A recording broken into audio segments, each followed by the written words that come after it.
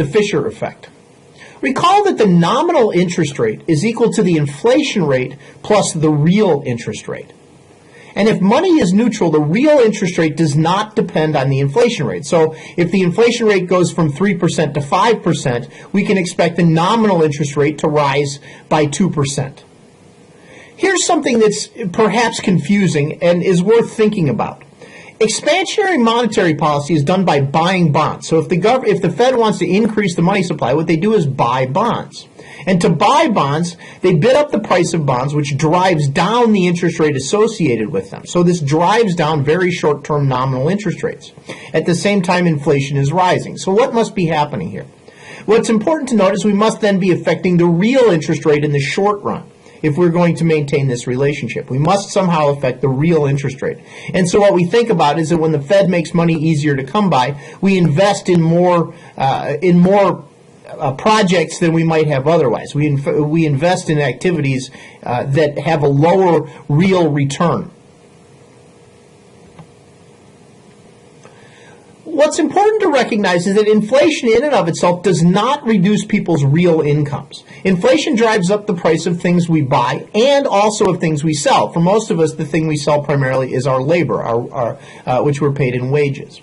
Real variables are determined by real things. Our real wage is determined by the real value of the output that we can produce. They're not determined by nominal things like the inflation rate in the long run. So over the long haul, inflation, the cost of inflation is not that our money doesn't go as far as it used to. It's true, but at the same time our money doesn't go as far as it used to, we get paid a little bit more when we sell our labor and when we are selling things in the market. And remember, we buy, according to the circular flow diagram, roughly as much as we sell. So what are the real costs of high inflation? Economists have identified a number of things that are costs, that are real effects of high inflation. The first one is menu costs. It's expensive for people to change prices, especially in some industries. Changing prices is costly and expensive, and when we contract, especially for contracts that last for a fairly long period of time, changing prices can be very costly.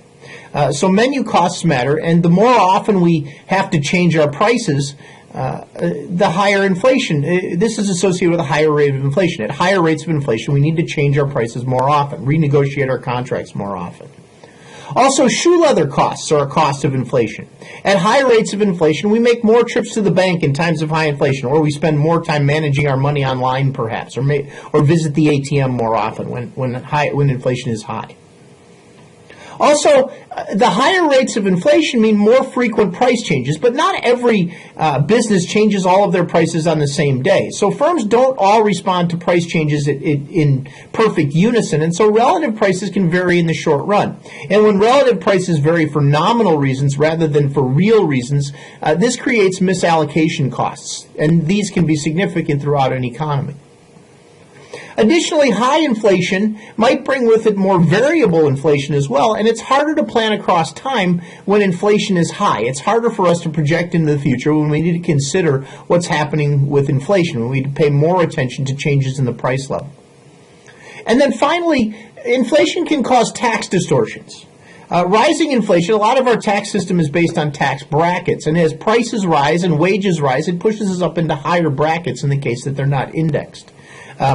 One example that's been brought up very frequently is that the federal gas tax is not indexed for inflation, and so as time goes by, the real value of our tax on gasoline has fallen as prices have risen, and so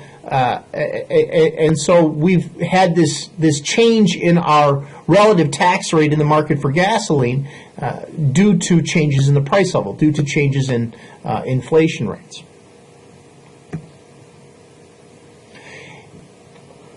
For instance, in the case of hyperinflation, these costs can be extremely high. But by and large, in the United States and in countries with low levels of inflation, they're not. The costs of inflation are not terribly significant. But one of the things that matters, one of the things that can really matter, and we're going to talk about how this influences business cycles as we move forward in the course, is that when inflation is unexpected, this can have very serious distorting effects that ripple through the economy. Inflation that is higher than expected acts as a tax on lenders. So if I buy a lot of things right now and charge it to my credit card and I see prices rise in the future and wages rise in the future as well, I get to pay my credit card off with money that's not as valuable as it was when I borrowed it. So higher than expected inflation represents a transfer from savers to borrowers, since it erodes the purchasing power of our loan repayments by more than we expected it to when we originally took on the loan.